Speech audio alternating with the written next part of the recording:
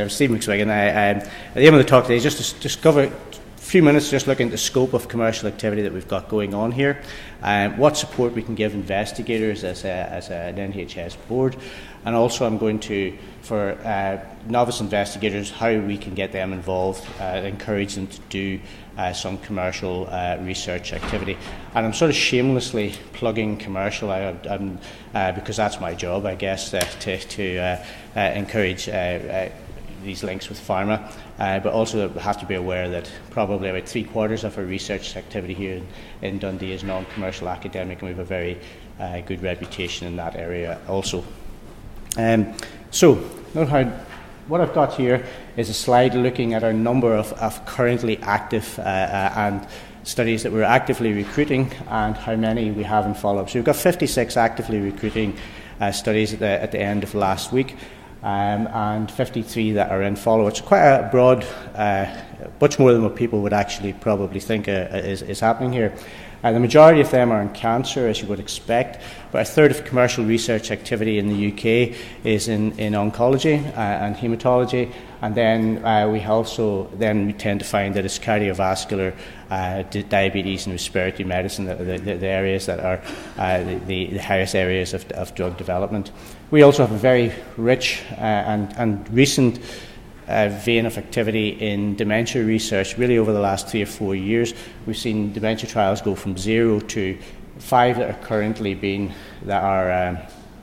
currently recruiting, and 5 in follow-up. Some of those, that dementia and neurodegenerative slide with a 9 is some studies in Parkinson's and MS as well. So we have quite a broad portfolio of trials.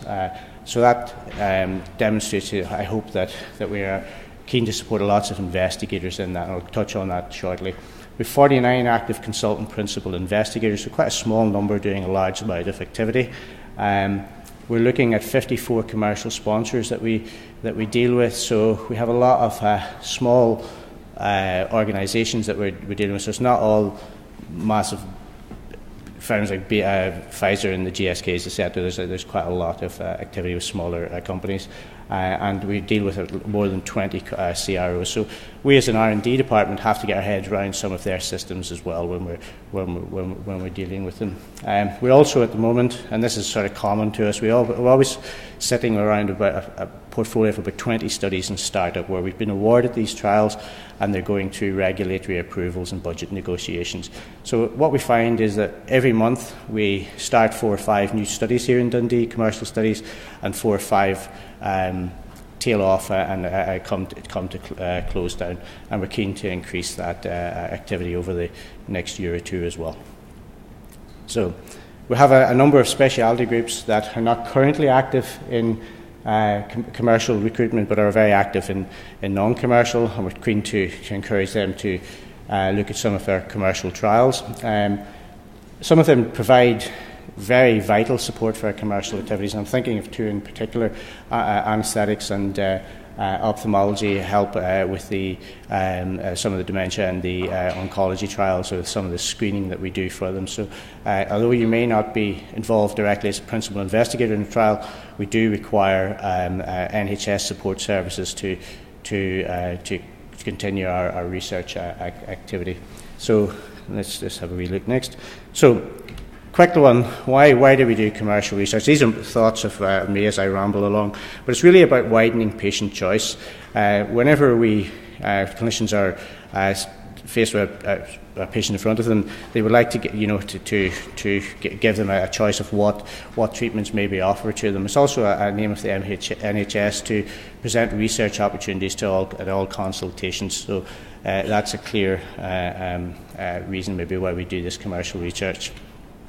There's also a very clear criteria that we often offer novel therapies. This is particularly true in the oncology. I'm looking at the oncology team here for that. So that we are involved in that also. For our researchers, why would you do it? Well, we get access to protected research time, and I'll touch on that as I go along, but between 1 and 2 sessions in many cases per week. Money's a hot topic at the moment within our board, but there are clear savings to our board. We did a rough analysis about a year ago, and this isn't just from commercial research, but we looked at the potential drug savings across a range of research projects that were going on where the drugs were supplied by pharma, and it was sitting at about 1.9 million in that year, and probably the same every year. So this is a sort of an added benefit, I guess, to the board.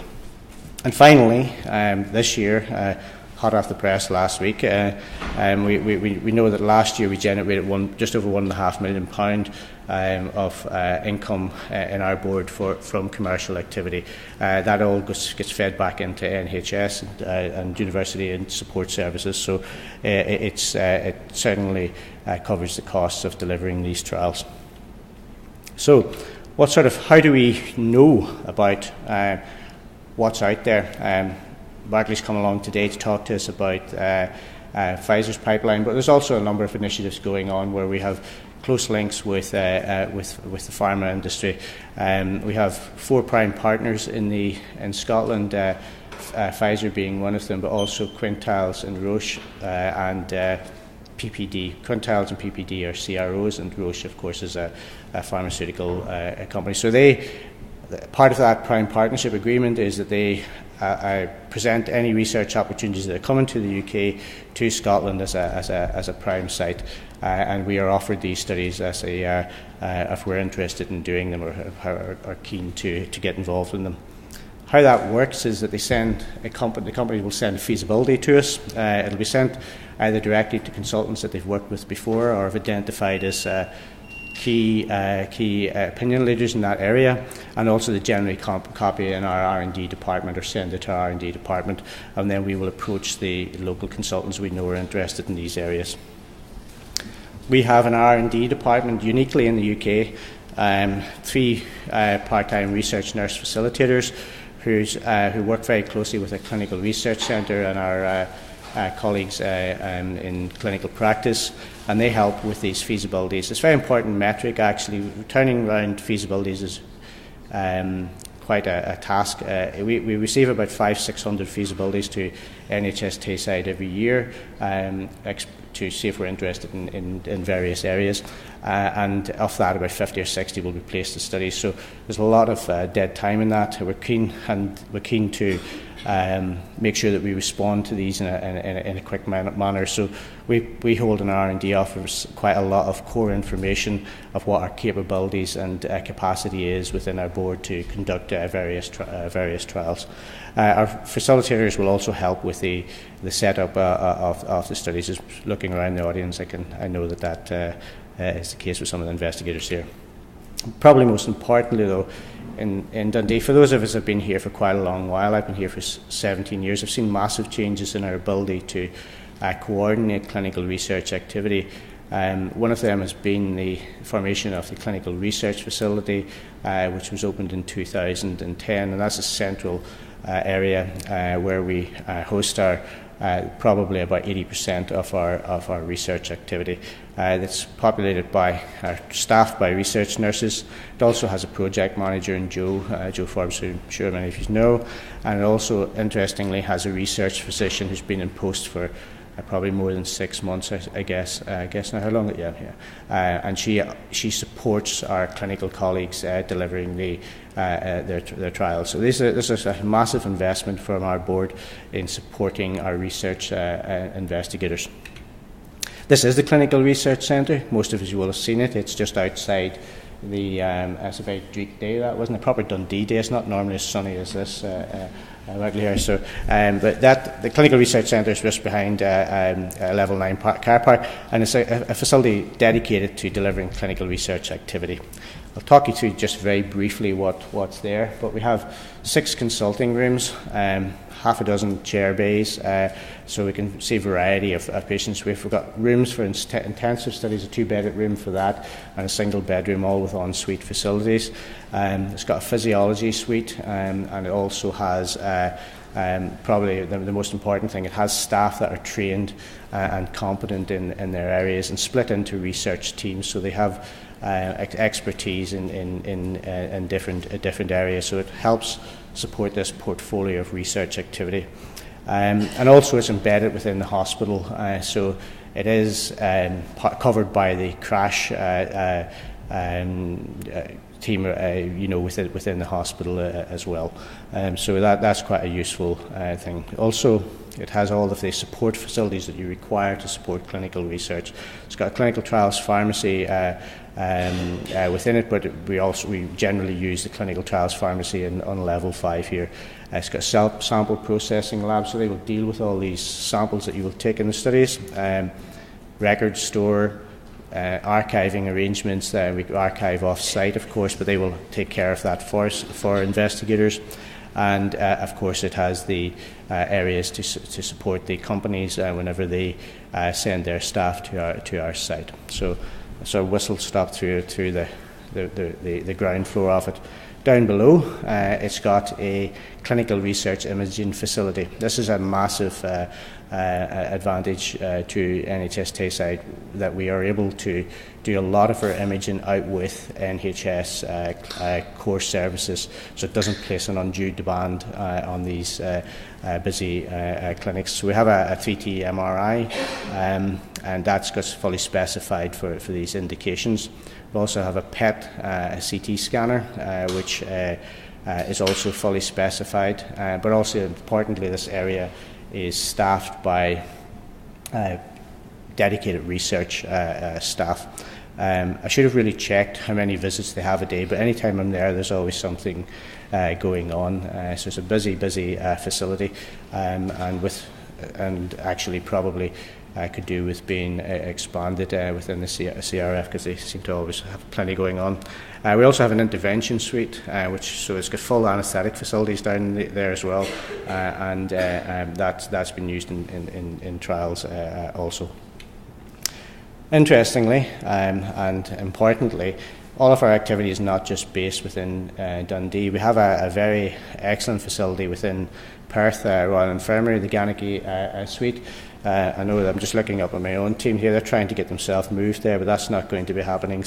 But it's a very nice facility, and we're really keen to encourage them to use that. And particularly within Tayside, we have a very rural population. There's two or three main centres of it, but it's not reasonable really for patients to be coming from Crieff to Dundee to take part in a research study. We may bring them for the first visit to Dundee, but we should be able to do some of these follow-up visits within our facilities that are nearer to home. I'm really keen that we champion that. So how do we support researchers in Dundee? Well, first of all, the CSO, this is Chief Scientist's Office, which is the delivery arm of the NHS in Scotland for research, buy out NHS time and literally pay for that time. They pay for 1 session per week minimum, and we have 13 consultants in NHS Tayside that are funded to do that in these various specialities. They may not all have active commercial research activity, but they're involved in research or supporting research in various ways. These appointments are reviewed annually to have a look at what activity is going on and to see how we can support it, or if they need more time, or they may wish to pass on their allocations to someone else, I guess. Secondly, we have a number of fellowships here, and this is what I'm going to try and plug before I finish off, really.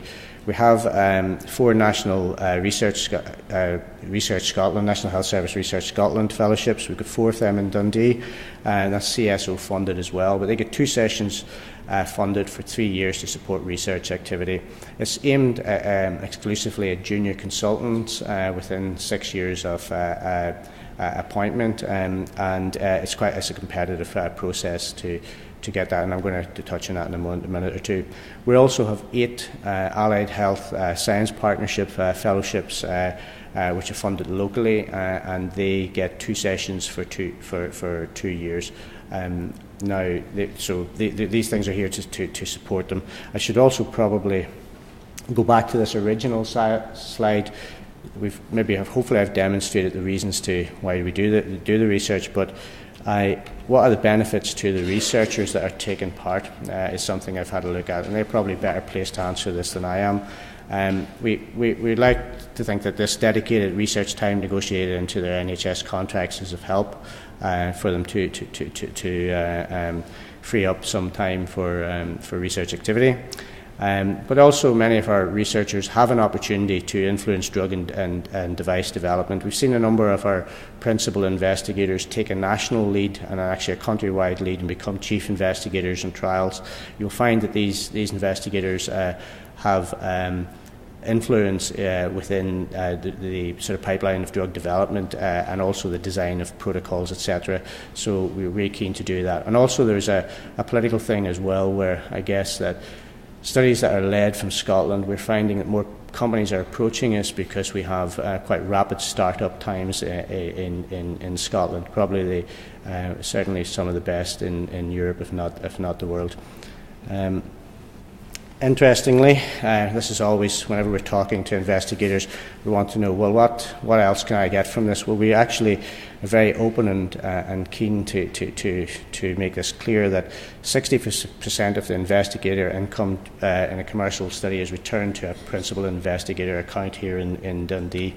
What does that actually mean? It doesn't mean you can go and get yourself a nice wee TT or anything, or have a nice holiday or anything like that, but it does allow you to purchase equipment that might help your own research interests or help with comfort within the areas that you're working in.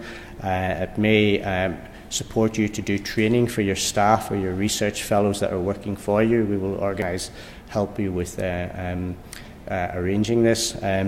And also we find that it helps with some of the patient services, so developing new patient services. Quite strict criteria on it, but this is talked through with you. When I say investigator income, the figures are about £100 per hour for a consultant. That's what is returned back to them, so it is reasonably generous. What we're also keen to do is it's quite an onerous undertaking to become a principal investigator in a commercial trial. There's no two ways about that. The demands from pharmaceutical companies for training and oversight of trials is quite a lot to take on.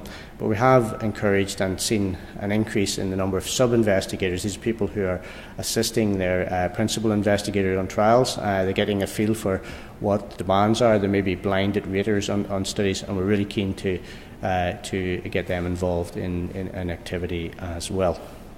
And I think the final thing for me to say before I can hand you on to Berkley is that we really want to plug this issue of the NRS fellowships. We didn't have, I don't think, I think we had one application in the last round. We're keen to encourage more applications from Tayside in this. And so the person to contact, I'm afraid, is not me, because the man with the power really is Jacob. He's really keen to hear from them so we can support the applications. The next round is in September, and we'd be happy to do that. If anyone has questions around commercial activity, or there's anything I've said that's unclear, you can just contact me on the number on this, or catch me in passing. I'm more than happy to help out if I can. And that's basically me, Bartley. You're the main man, so you're going to have to step up. Is there any questions for me before I pass this on? Okay, that was an easy one, that. I'd normally get a wee bit more when I had to do a talk here, but that's good. Okay, thank you. Thanks. Thanks.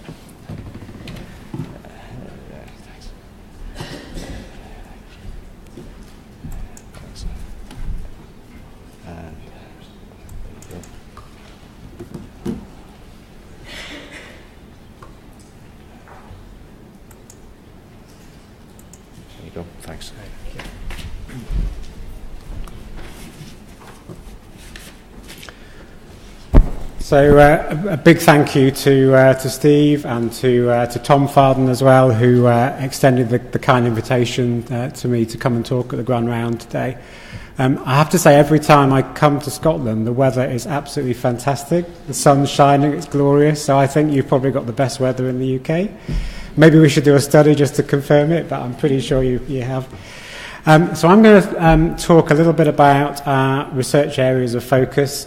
and also go into a little bit more detail around the partnership that we have, the special partnership around research with Scotland and with Dundee in particular. So, as Pfizer, we've been involved in research for more than 150 years, which sounds an enormous amount of time. So we were founded in 1849, so it goes back a long way. And, throughout that time, we've been dedicated to researching new and better ways to tackle unmet need in the population. We're currently running trials in over 60 countries around the world.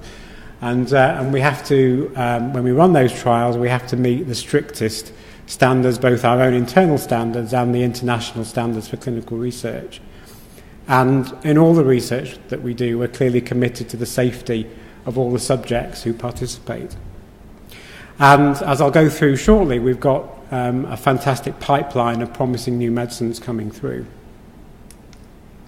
This is where I've come from today. This is called Walton Oaks. It's based in Surrey, sort of in between Dorking and Reigate, for those of you who know that part of the world.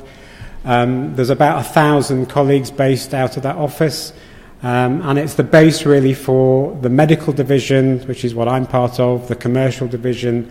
And also we've got a number of regional, European and global colleagues who work out of that office based in clinical research, statistics, regulatory and safety functions.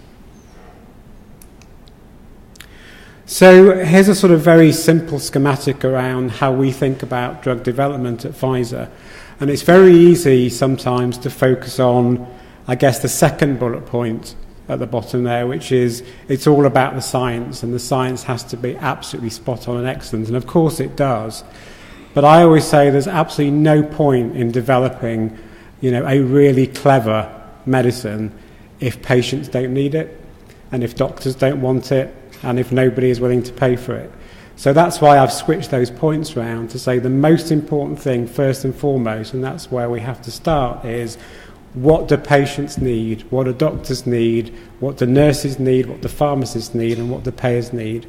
Start there and then bring in the best science to try and discover the best medicines. And when we discover those medicines, the third point is really important as well, that there has to be some kind of incremental benefit compared to the standard of care. So either there's an improvement in efficacy, there's an improvement in safety, or there's an improvement in just ease of use for how the patients can take the medicine. And you've probably all seen a version of this diagram before. You're all well aware of how long and how complicated drug development is. So starting on the left-hand side, we tend to screen about 10,000 compounds against a particular target in a disease. From those 10,000, we narrow it down to about 200 of test compounds that we take into preclinical testing, both in the lab and in animal research.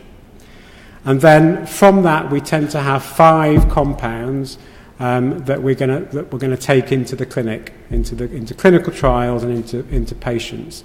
And we usually identify one of those 5 that's going to be, if you like, the front runner, but we keep the other 4 in the background in case the first one fails in some way.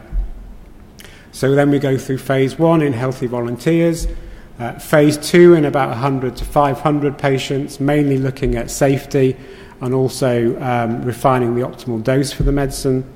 And then phase 3, really the big definitive program in several hundred or even several thousand patients, again looking at safety, but also crucially looking at efficacy. And that whole period tends to take about 10 years from discovery through to the end of phase 3, and then we take the medicine through to the regulators to try and get a license for that medicine. So altogether, on average, it takes about 12 years, and in terms of cost, it's about €1 billion or £1 billion. And then after that, once the medicine is licensed, of course, research doesn't stop there. It's incredibly important to continue to study in phase 4 studies and in investigator research, which I'll come on to refine what we know about the medicine, which patient populations should we focus on, and are there new indications and new populations we should think about. So in terms of our current pipeline, so as of May this year, we've got 96 either new compounds or new indications in development, and within that 36 are in phase 1, 17 in phase 2, 32 in phase 3, and 11 are currently going through the registration process with the regulators. And if we think about our main areas of research by therapeutic area, so on the left-hand side we have oncology, and just to orientate you on the colours, those in purple are those areas where they're sort of, if you like, core areas for us, and those areas in green are emerging areas where we're really sort of learning a lot and getting into these areas in a big way. So in oncology we have a number of compounds either targeting the cell cycle or specific targeted medicines, for example in leukemias and lymphoma. And then the third area which we're really getting into, as are a number of companies, is the area of immuno-oncology, which is where these medicines encourage the body's own immune system to attack the cancer cells. So a very exciting area that we have a number of compounds coming through the pipeline. Within vaccines, we have vaccines currently in pneumococcal pneumonia, and coming through, we have a vaccine for meningococcal type B. It's just had CHMP approval, and we're hoping to launch that medicine at some point during 2017. And then further back in the pipeline, we're also studying viruses, so CMV, cytomegalovirus, and also vaccines within the cancer field. So could we actually develop a vaccine to prevent some cancers in the first place? Within inflammation, the main areas that we're focused on are rheumatoid arthritis and psoriatic arthritis for rheumatology. Gastroenterology is a new area that we're getting into, specifically focusing on both ulcerative colitis and Crohn's disease. And then the third area is medical dermatology, so specifically psoriasis and atopic dermatitis. Rare disease is a really important area for us, and the main therapy areas within rare diseases are haematology, and specifically we're talking about haemophilia, both type A and type B, and also sickle cell disease. So specifically an area where there's a huge unmet medical need. And then gene therapy is a really fascinating area that we're going into, and we're exploring gene therapy firstly with haemophilia B. We've got a compound that is looking very exciting in that field, and just sort of hot off the press last night we announced a new partnership with a company to explore gene therapy for haemophilia A. So potentially in the future we could have potential cures for haemophilia with gene therapy, as opposed to patients having to take recombinant factor 8 or factor 9 for their lifetime. And then thirdly, again, really importantly, neuromuscular disease. We're developing compounds for Duchenne's muscular dystrophy and Friedreich's ataxia. So again, both areas where there is really nothing out there, or very little out there, to treat these patients. The next area is cardiovascular metabolic, and we have a long heritage in cardiovascular, in the lipid field and the heart failure field and so on, and anticoagulation. And the area we're particularly focused on in the pipeline here is within metabolic disease, in non-alcoholic fatty liver disease and NASH, non-alcoholic steatohepatitis. And we've got 3 interesting compounds in these areas coming through the pipeline.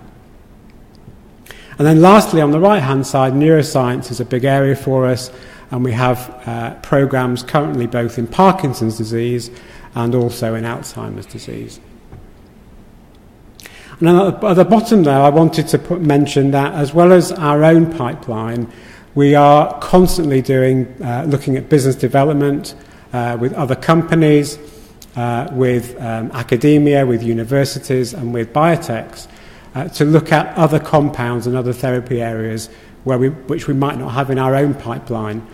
So just as some examples here, we have a real big interest in respiratory disease, particularly in COPD, and that's a partnership that we have with Novartis. We have a big interest in multi-drug resistant antibiotics, and we've had a number of medicines come through very recently in this area from AstraZeneca. And then thirdly, to complement the meningococcal type B vaccine I mentioned earlier, we also brought in a vaccine for ACWY. So now moving on to the INSPIRE partnership, and you'll see why we call it INSPIRE when you see what it actually stands for, because I can never remember it. So it's Investigator Network Site Partnerships and Infrastructure for Research Excellence. So you can see it's really snappy, and that's why we just call it the INSPIRE programme. It's easy to remember. So what is INSPIRE? So this is a partnership programme. It's a global research network, and you'll see the global perspective in a second. But it's a partnership with research active centres who have a real excellence in research in terms of the infrastructure, but also in terms of research delivery and academic excellence. So with these partnerships, we aim to set up not just a short-term, but a long-term partnership. We're targeting high-performing, highly motivated and engaged sites. They are sites that have demonstrated very high quality, the highest of standards, and are really reliable in terms of recruitment. They have a track record of fast start-up times in terms of getting the study off the ground, and fast overall end-to-end study conduct. And when we work with these sites at a global level, it can actually mean that overall we can have fewer sites. Because if every site that we're working with is recruiting fast and recruiting well and to a very high standard, then we don't have to keep opening up other sites because other sites are not performing. And so overall, there's benefits for speed and benefits for cost. So there's the latest snapshot of the global programme. So overall, we have 204 INSPIRE sites across the globe. The 586 star sites, if you like, are one tier down from that. So they're still sites that we're really keen to work with, and we are working with, but they haven't quite made it to, if you like, the gold standard of the INSPIRE status. And within the UK, we have 5 INSPIRE sites, and as you'll see in a second, Scotland is one of them. So here are the 5 INSPIRE sites. So Scotland is 1, Newcastle is 2, Greater Manchester is 3, and then the 2 at the bottom there are actually primary care research sites. So the Bath, Bristol area is the Baronet Primary Care Research Network, and then in the far southwest there's the Cornwall Clinical Research Network. So why INSPIRE in Scotland? Well, it provides access to over 5 million patients for the clinical studies. These patients really do have comprehensive medical records via the CHI number. It really has allowed and really championed a collaborative approach to research, and that's enabled us to negotiate contracts very easily with trusts and to negotiate budgets for the trials. And really importantly, we've been able to develop a fantastic relationship with NHS Research Scotland that Steve mentioned, and that, you know, the real partnership that we feel between the NHS, Scottish Government via the Chief Scientist's Office, and it's really enabled us to do feasibilities very quickly and enabling our studies to start rapidly.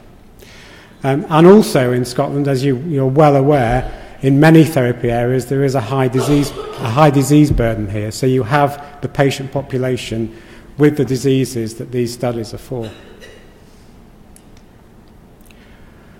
So a little bit more about what we found working through the INSPIRE programme. So you saw that global picture. So Scotland is the only entire country to be considered an INSPIRE site. So in every other part of the world, we identified, okay, where is the best site to work with?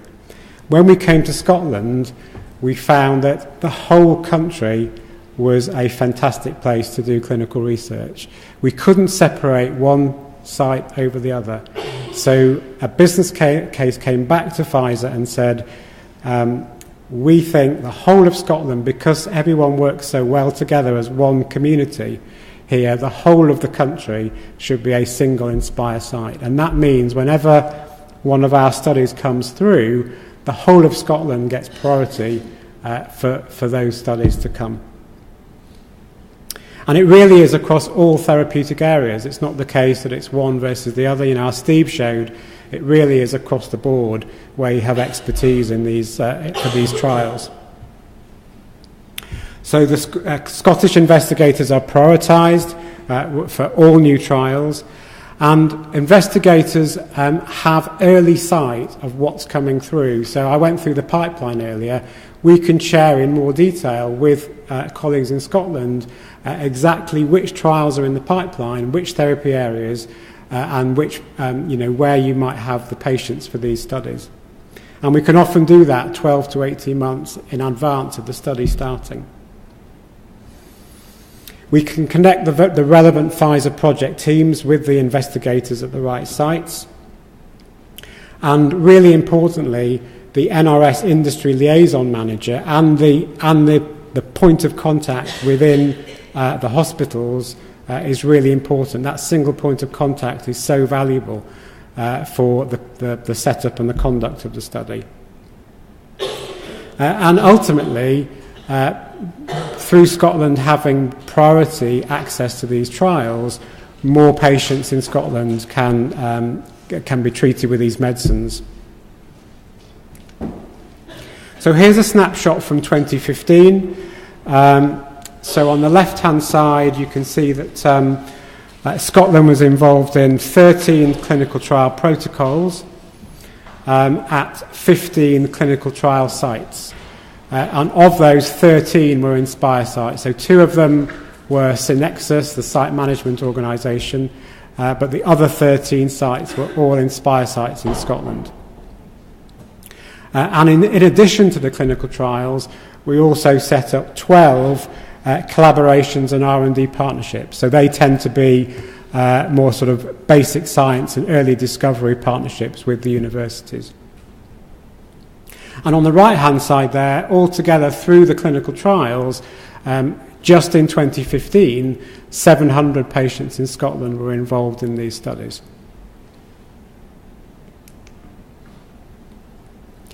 And I've pulled out some metrics for you just to show really how good you are. So Scotland was the second highest recruiting site in the UK for a trial that we had running in Huntington's disease, so another rare disease that we were focusing on, and recruited the first patient not only in the UK but in the whole of Europe. Scotland recruited the first patient for one of our hypercholesterolemia studies, the first patient in an oncology study, and the first patient for a Crohn's disease study, and that site was also the highest recruiting site in the UK by the end of the study as well. And Scotland also recruited the first patient for an oncology pain study. Through the INSPIRE network, we've been able to agree a master contract template and an umbrella confidentiality agreement, and that's I'm sure you're aware that really speeds up everything. If we've got everything agreed at the outset in a template, it really speeds things up and stops the to and fro of negotiating every time a new study comes through. So lastly, I just wanted to move on to academic studies, because as Steve mentioned, not only do you have a great reputation for commercial studies, you also have a great reputation for academic studies. And I wanted to give a little example of how we support academic studies as well. So I picked the example of COPD, and within COPD, we run a competitive research program that provides research grants for studies that are set up and run by physicians in the UK. So the way it works is that we put out a call for research in a particular therapy area, like COPD. And we, for the last call, we said that the application should focus on something translational. So it should be clinically focused, and ideally, it should be able to demonstrate an impact on patient care within a fairly short space of time.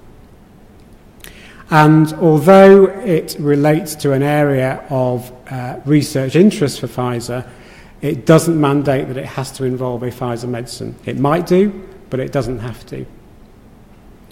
And the other important piece about this is that it's not us judging the winners of the competition. So we set up a completely independent committee of medical experts, so in this case respiratory experts both in primary care, secondary care and so on, and they are the judging panel and they assess the proposals when they come in. So Pfizer provides the funding, it provides the administrative support for the programme, but it doesn't influence the grant awarding decisions. So on this slide I just wanted to give you a snapshot of, again this was from 2015, so we've obviously done lots of other things prior to that and we're doing lots of other things since then, but this was just a single snapshot in this year in terms of research and quality improvement projects in Dundee. So with John Irving, we are working together on the Augustus trial, which is in non-valvular atrial fibrillation in patients who also have acute coronary syndrome having an angioplasty. So it's a really interesting area and really interesting research question comparing NOACs versus warfarin in the context of either single or dual antiplatelet therapy, looking at bleeding risk and efficacy. With Jacob George, we ran the SPIRE trial, which was looking at cardiovascular outcomes with PCSK9 inhibition. With James Chalmers, so just going back to that competitive grant program I was just talking about, so James Chalmers was one of the winners of these research grants, and his study was validation of the eosinophilic phenotype in COPD. And lastly, in terms of quality improvement, we gave a grant to NHS Tayside for a project aiming to reduce unscheduled hospital admissions for COPD in the east of Scotland. So finally, in conclusion, we've got an exciting and diverse range of compounds and new indications in our pipeline right across the portfolio. And we're really trying to target areas in every therapy area where there's real unmet patient need. And that could be, for example, diseases just with no treatments at all, or diseases where there are old treatments, but the medical advances are desperately needed, or where the standard of care needs to be better. We are passionate about research being a collaborative effort in order to maximise scientific understanding and to accelerate the development of medicines. And Scotland and Dundee in particular is a key centre for us for research excellence, and we're proud to be working in partnership ultimately for the benefit of patients. Thank you very much. If there's any questions, happy to take them.